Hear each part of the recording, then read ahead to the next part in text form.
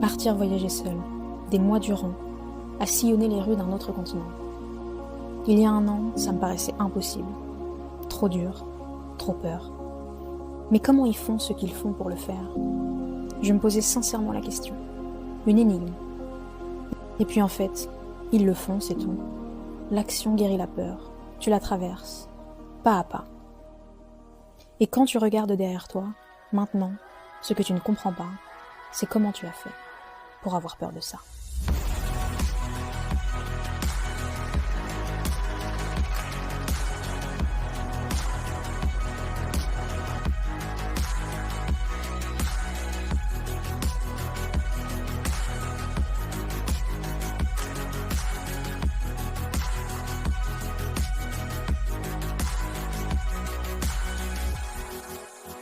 Faire confiance, dire oui, se prouver que le monde n'est pas que danger.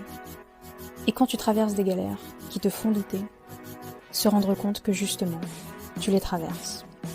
Comme tes peurs, tu passes de l'autre côté. Comment dépasser sa peur de partir voyager seul? Il y a encore quelques années, c'était quelque chose qui me terrifiait, mais aujourd'hui, après avoir traversé la Corse par le GR20, avoir fait l'ascension du Kilimandjaro et être parti 4 mois en Asie, et tout ça en solo, je te donne mes 10 conseils sur comment j'ai réussi à traverser les peurs qui me bloquaient. Le premier point, ça va être d'utiliser sa peur comme une boussole pour aller vers ce qui nous fait vibrer, plutôt que comme un frein qui nous empêche d'évoluer.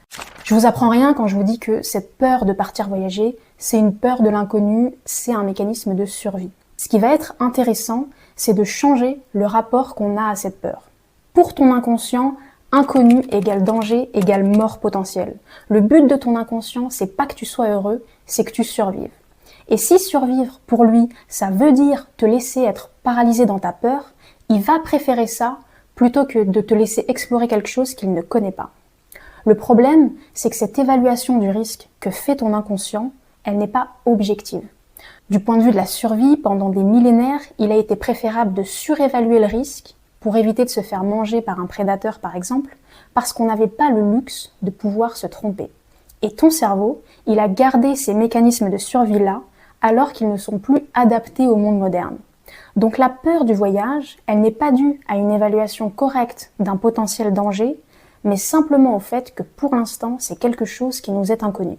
Sauf qu'on ne peut pas vivre paralysé dans ses peurs, figé dans ses insécurités, autrement personne n'entreprendrait jamais rien. D'autant plus que si l'envie de partir, voyager est très forte, que ça vient vraiment de quelque chose de profond en nous, la peur devient simplement un frein, un contenant qui est trop petit pour tout le potentiel qu'on a à déployer. Dans ces cas-là, j'aime voir la peur non pas comme indicatrice d'un danger potentiel, mais comme un indicateur d'une future expansion de soi. Maintenant que je suis passée de l'autre côté de ces peurs, j'ai compris que quand j'ai envie de faire quelque chose et que j'ai peur de le faire, ça veut dire que je dois le faire. Parce que ça va m'apporter quelque chose, je sais que je vais apprendre sur moi. Lorsqu'il y a la combinaison d'une envie sincère de faire quelque chose et la peur de le faire, le message que ta peur t'envoie, c'est « si tu vas par là, tu vas grandir ». Le deuxième point pour traverser cette peur de partir voyager seul, c'est d'entamer des actions irréversibles pour sortir de sa paralysie. Moi, ce qui m'a aidé, que ce soit pour le GR20, le Kilimandjaro ou partir 4 mois en Asie, c'est d'entamer une action irréversible pour m'obliger à préparer mon voyage. Finalement, j'avais tellement peur et tellement envie de partir en même temps que j'étais obligée de ruser pour m'obliger à partir. Pour moi, cette action irréversible, c'était de prendre mes billets d'avion. Parce que le fait de prendre mes billets d'avion, alors que j'avais pas encore commencé à préparer mon voyage, ça créait une dissonance cognitive en moi qui était tellement forte que ça me donnait l'élan de passer à l'action. La dissonance cognitive, c'est la tension qu'une personne ressent lorsqu'un comportement qu'elle a entre en contradiction avec ses idées ou ses croyances. Ici, le comportement, c'est de prendre son billet d'avion qui entre en contradiction avec la peur de partir voyager. Et cette tension à l'intérieur de soi, ton cerveau va naturellement chercher à la résoudre. Et ce qui s'est passé par exemple pour le Kilimandjaro, c'est qu'au moment où j'ai pris mon billet d'avion, la peur a commencé à se dissiper. Il y avait finalement comme une sorte de lâcher-prise ou d'abandon à ce projet qui s'opérait, et c'est ce qui me donnait l'élan de préparer mon voyage. Et quand on y réfléchit, c'est logique. Parce que la peur, même si nous, on a décidé de la voir comme autre chose que comme un frein, toute cette sensation désagréable qu'elle te fait ressentir en toi, tout ce stress, le but, c'est de t'empêcher de passer à l'action. Donc quand tu entames une action irréversible qui signifie que ça y est, tu vas partir, ta peur, elle n'a plus sa raison d'être. Et donc, elle se transforme. Ce qui compte, c'est vraiment de créer cette dissonance cognitive en soi, de trouver la petite action irréversible qui fera que la question « est-ce que je pars ?» ne se pose plus. Ce que je trouve aussi bien, moi, dans la technique de prendre son billet d'avion, c'est qu'elle nous donne une deadline qui est irréversible pour préparer son voyage et qu'en termes de mise en mouvement, elle est simple à effectuer. Le troisième point, c'est de ne pas laisser les peurs des autres devenir les nôtres. Alors moi, faut savoir que mes parents, quand je leur disais que j'allais faire le GR20 toute seule ou que j'allais partir faire le Kilimandjaro, ils étaient pas hyper chauds. Et comme moi, j'étais déjà dans un processus où je devais gérer mes propres peurs, j'avais pas forcément envie d'avoir les peurs de mon entourage qui s'accumulent aux miennes. Et je me rappelle que pour le GR20, mon entourage a voulu me dissuader en me disant que c'était trop dangereux, qu'il fallait pas que j'y aille toute seule. Mais au moment où je leur ai dit que j'avais pris mes billets d'avion, alors ils ont arrêté de chercher à me dissuader et ils ont commencé à vouloir m'aider et à me donner des conseils. Parce qu'au final, tes proches ne veulent que ta sécurité. Donc au début, quand ton projet n'a pas forcément commencé, ils vont essayer de te dissuader de partir parce que pour eux, c'est le chemin le plus safe. Mais une fois que tu as commencé des démarches irréversibles pour partir, le chemin le plus safe, ça devient plus on l'empêche de partir, mais comment l'aider à faire en sorte que tout se passe bien. Donc mon conseil, si tu as un entourage de nature craintive, ce serait de partager ton projet avec eux seulement une fois que des démarches irréversibles ont été entamées, pour ne pas passer par cette phase où ils vont essayer de te dissuader de partir, mais directement aller à la phase où ils vont chercher à t'aider pour que tout se passe au mieux. Le quatrième point, c'est de mettre son corps en mouvement pour lui montrer qu'il a tort. Certaines personnes ont une facilité assez naturelle à passer à l'action. D'autres personnes, ce qui peut être mon cas, vont avoir plus tendance à rester enfermées dans leur tête et ça leur requiert plus d'efforts de se mettre en mouvement et d'accomplir leurs idées. Quand je voyais, moi, des gens autour de moi faire des choses que je trouvais inspirantes, je me disais toujours, mais comment ils font pour le faire? Et en réalité, ils le font, c'est tout. Ton corps apprend par la mise en mouvement, par l'action. Si dans ta tête, tu te dis, j'ai envie de partir voyager en solo, je sais que je vais en ressortir grandi, je sais que c'est quelque chose que je dois faire, ton corps, il n'a pas accès à cette information, au fait que tout va bien se passer. Et le seul moyen pour que ton corps ait accès à cette information, c'est que tu le fasses. L'action, ça va être l'outil qui permet de transférer l'information de ton cerveau à ton corps. Si tu ne passes pas à l'action, tu vas rester dans cette espèce de tiraillement interne où ton mental sait que tu peux accomplir certaines choses, mais ton corps, lui, n'en a aucune idée. Mais c'est par le corps qu'on ressent nos émotions, donc si ton corps ne sait pas que tout va bien, il va te faire ressentir de la peur, du stress, de l'anxiété. Les gens s'imaginent que pour passer à l'action, il faut être dans un certain état émotionnel, en accord avec ce qu'on est en train d'accomplir. En réalité, les gens passent à l'action malgré leur état émotionnel. Malgré leur peur, ils font. Moi, que ce soit pour le GR20, le Kilimandjaro ou les 4 mois que j'ai fait en Asie, à chaque fois, j'ai eu un moment où j'étais en PLS. Je me rappelle que pour le GR20, les premiers jours, ils étaient compliqués, j'étais toute seule, je connaissais personne. Et le 3e jour de randonnée, quand je suis arrivée dans ma tente, j'étais en mode, mais qu'est-ce que je fais là, quoi? Pareil pour le Kilimandjaro, le premier jour où je suis arrivée, je suis allée dans ma chambre d'hôtel et je me disais, mais qu'est-ce que je fais ici, toute seule, au beau milieu de l'Afrique? Et ensuite, l'Asie, le premier jour, je prends un taxi pour aller à mon auberge, c'était 1 heure de voiture, et dans le taxi, je commence à paniquer et je me dis, mais pourquoi je fais ça? Pourquoi je suis partie à l'autre bout du monde toute seule? N'importe quoi. Donc mon état émotionnel n'était pas du tout en accord avec ce que j'étais en train de faire. Mais c'est parce que j'étais en période transitoire où j'étais en train de montrer à mon corps que tout allait bien se passer. Mais il fallait que je le vive pour qu'il le comprenne et qu'il intègre cette information. Le 5e point, c'est de limiter l'hyperstimulation. Passer à l'action, oui, mais pas n'importe comment. Pour réussir à passer à l'action malgré la peur, il y a quand même un compromis à faire et c'est de limiter l'hyperstimulation ou ce que j'aime appeler limiter le nombre d'inconnus. Le psychologue et docteur en neurosciences Albert Moukébert explique assez bien dans une conférence qu'il a donnée le processus à mettre en place pour apprendre quelque chose. Ce qu'il explique, c'est qu'on a une zone de confort, le connu, ce que je sais faire, une zone d'exposition où on est un peu sous tension mais ça passe encore, et une zone de panique où on est trop loin de sa zone de confort. Et ce qu'il dit, c'est que si je reste assez de temps dans ma zone d'exposition, ma zone de confort grandit. Si je reste dans ma zone de confort, c'est simple et je n'apprends rien. Et si je m'éloigne trop de ma zone de confort, c'est trop dur et j'abandonne. Pour apprendre, il faut donc rester au maximum dans sa zone d'exposition. C'est-à-dire une zone où je fais face à au moins une inconnue, plusieurs si je peux, pour commencer à entamer le processus de traverser sa peur petit à petit, mais ne pas faire face à trop d'inconnus en même temps, au risque de tomber dans sa zone de panique. Notre attention, elle est limitée. Donc trop d'inconnus à gérer en même temps vont devenir paralysantes parce qu'on est hyper stimulé. Le corps, il doit gérer trop d'informations différentes en même temps, il entre en mode survie et il fait plus rien. Moi, pour passer de quelqu'un qui avait peur de partir en rando en France sur 2 jours à 4 mois de voyage solo en Asie, c'est parce que j'ai traversé mes peurs petit à petit, étape par étape. À 22 ans, quand j'ai fait le GR20, c'était le premier trek que je faisais seule sur autant de jours, sur 13 jours, avec des nuits en refuge, etc. Mais avant ça, j'étais déjà partie en rando plein de fois à la journée, ensuite sur 2 ou 3 jours, avec des amis, puis seule. Donc l'inconnu pour le GR20, c'était la difficulté technique et physique de l'itinéraire et le fait de prendre l'avion toute seule parce que j'avais jamais pris l'avion seule de ma vie et j'avais quasiment jamais pris l'avion tout court. Et tout s'est bien passé, donc j'ai pu valider cette étape de partir seule en randonnée sur autant de jours, en itinérance de refuge en refuge. Ensuite, à 25 ans, j'ai eu envie de partir à l'étranger seule pour faire le Kilimandjaro. Ici, pour moi, c'était une grosse étape parce que j'avais vraiment une grosse peur à traverser. Et mon inconnu, c'était de partir faire un trek sur un autre continent au beau milieu de l'Afrique.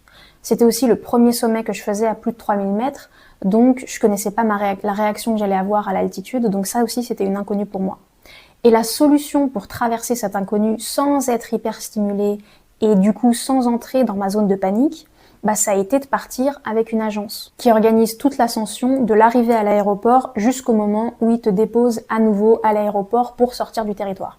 Et de toute façon, pour le Kilimandjaro, tu ne peux pas faire l'ascension sans agence, donc pour moi c'était parfait. Là, vraiment, tout est pris en charge. Donc, la seule inconnue pour moi, c'est vraiment de me retrouver seule dans un autre pays. Tout le reste, j'ai pas à m'en occuper. À nouveau, tout s'est bien passé. Donc, ok, étape validée, ma zone de confort s'agrandit. Et enfin, quand j'ai eu 26 ans, donc l'année dernière, m'est venue l'envie de partir voyager seule en Asie pendant plusieurs mois. Et l'inconnu, cette fois, c'est d'être seule sur un autre continent, de voyager en itinérance, et là, vraiment, d'être livrée à soi-même, et de devoir s'occuper de tout, de l'intégralité de son voyage. Et une fois encore, tout s'est bien passé, l'étape est validée, ma zone de confort s'agrandit. Donc c'est vraiment important que ce soit progressif, de s'écouter et de trouver le juste milieu entre zone d'exposition et zone de panique. Le 6e point, c'est de se laisser l'option de rentrer à tout moment. Quand on a un projet de partir voyager, on a tendance à s'imaginer qu'on est obligé d'aller au bout avant même d'être parti. En réalité, tu peux décider d'arrêter à tout moment et s'autoriser à rentrer, ça aide psychologiquement à préparer son voyage parce qu'on sait que ça veut dire que si je continue de voyager, c'est que je suis en train de kiffer ma life. Et c'est pour ça que pour le GR20, j'avais planifié que la première moitié du parcours parce que je savais pas si j'allais prendre du plaisir ou pas, etc. Et finalement, j'ai décidé de continuer. Pour le Kilimandjaro, j'ai pas atteint le sommet parce que j'ai eu le mal des montagnes la nuit de l'ascension. Faut savoir que quand tu es en altitude, tu peux avoir des nausées, des maux de tête, etc. Et il faut faire attention. Et pour moi, à un moment, le mal des montagnes est devenu trop intense et je prenais plus aucun plaisir et je voyais plus l'intérêt de continuer. Et pareil pour l'Asie, je me laissais la possibilité de rentrer à tout moment. Le 7e point, c'est de ne pas laisser le regard des autres être un frein. Je dis ça parce que parfois, quand on prépare un voyage, qu'on voit un peu comme un défi à relever, on oublie qu'on le fait pour soi et on commence à prendre en compte ce que pourraient penser les autres.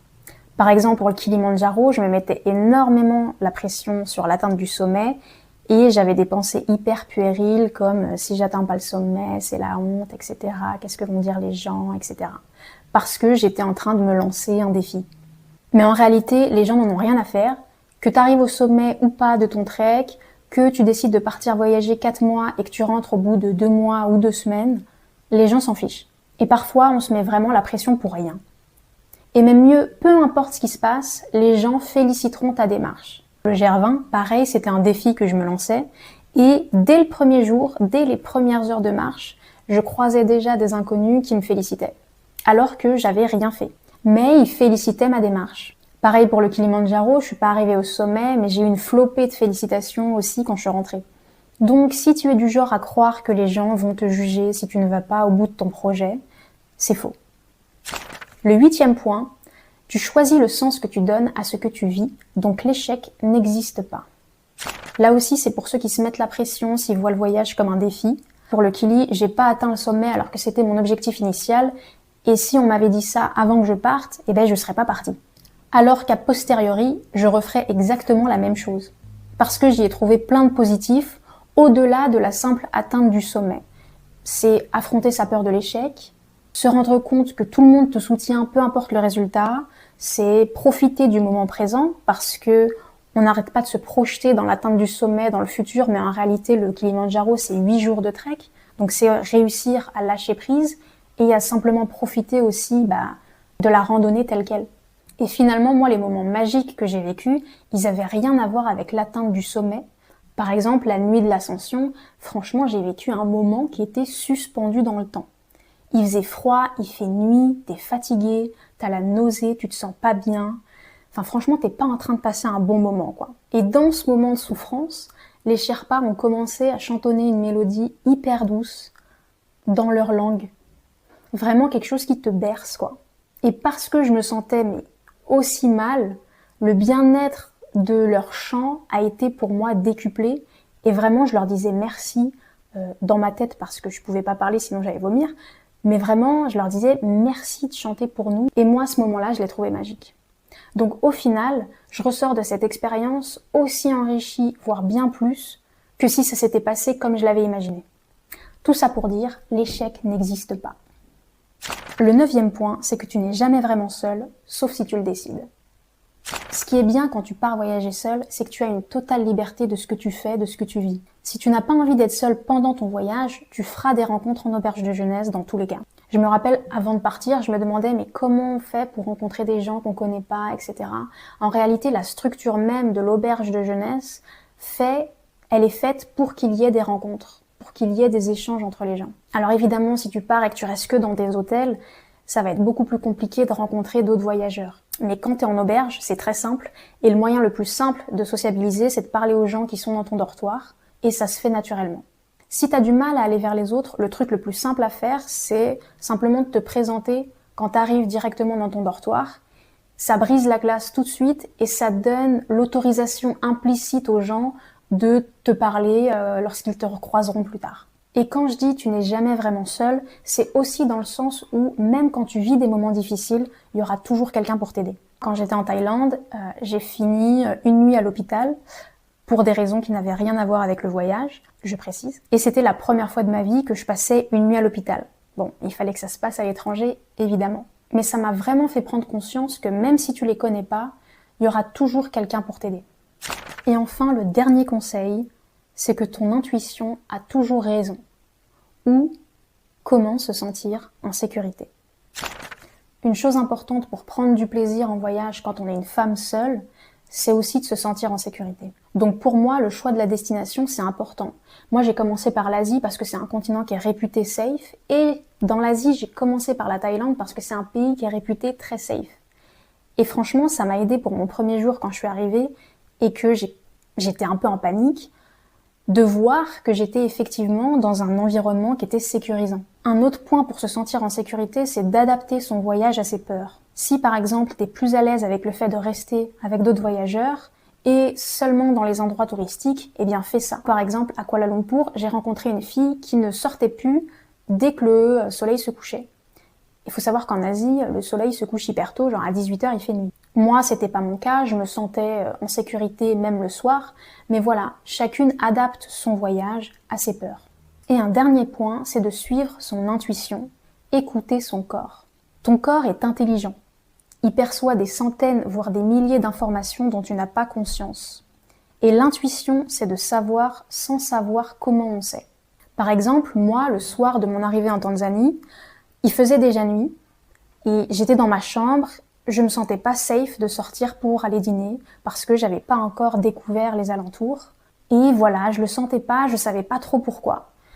Donc, j'ai décidé de rester dans ma chambre et je suis pas sortie, j'ai pas dîné alors que j'avais hyper faim. Et le lendemain, on a fait un tour du quartier avec le groupe avec lequel j'étais censée faire l'ascension. Et je me rappelle vraiment m'être dit, mais heureusement que je ne suis pas sortie hier soir. Parce que l'ambiance était hyper lourde et je me disais, mais même le jour, en fait, je ne sortirais pas dans cet endroit toute seule. Donc c'est important de comprendre que ce qu'on ressent est légitime. Et si on sent que l'énergie d'une personne ou d'une situation est un peu off, n'est pas ok, eh bien ne pas hésiter à partir. Ne pas se dire qu'il faudrait rester par politesse ou parce qu'on sait pas trop pourquoi on ressent une énergie un peu off. Moi, je considère qu'en voyage solo en tant que femme, on ne doit rien à personne. Et ton intuition est ta meilleure alliée. Voilà pour ces 10 conseils sur comment traverser sa peur de partir voyager seule. Le voyage en solo, ça m'a apporté énormément. Déjà plus de résilience, parce que tu traverses quand même des moments qui sont parfois pas simples. Par exemple, se faire courser par des chiens en Thaïlande, vomir dans un bus de nuit au Vietnam, passer une nuit, comme je l'ai dit, à l'hôpital en Thaïlande. Ou voilà, c'était des moments où pendant que je les traversais, franchement, je me disais, mais peut-être que j'aurais pas dû partir seule, quoi. Mais une fois que tu les as traversés, c'est vraiment le fait d'avoir été livré à toi-même qui te fait te dire, mais en fait, j'en suis capable. Même quand je traverse une situation difficile, je suis capable de la traverser. Tout va bien. La confiance en soi, elle s'accroît aussi en traversant des moments difficiles et en se prouvant à soi-même qu'on peut y arriver. Le voyage, ça m'a aussi aidé à changer mon rapport au monde, à me sentir plus en sécurité parce que justement, je me sens plus résiliente et ça permet aussi de faire péter des barrières mentales que j'avais. La solitude aussi, lorsqu'elle est choisie en voyage, elle permet une reconnexion à soi qui est beaucoup plus profonde et impactante. Et enfin, le voyage solo, ça apporte quand même beaucoup de liberté. Déjà pendant ton voyage, parce que tu peux faire ce que tu veux, quand tu veux. Mais aussi après, parce que maintenant, je sais que j'ai cette capacité à partir voyager sans peur. Donc j'espère que cette vidéo vous aidera à sauter le pas pour celles qui vraiment en ressentent un besoin profond, parce que si c'est le cas, c'est peut-être ton intuition qui te pousse vers le chemin à prendre pour te faire grandir, pour apprendre sur toi et aller peut-être vers plus d'expansion de soi.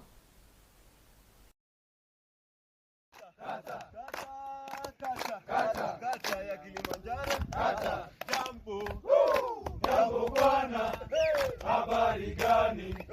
Nzuri sana, wageni wakaribishwa Kilimanjaro, hakuna matata, hakuna matata, hakuna matata.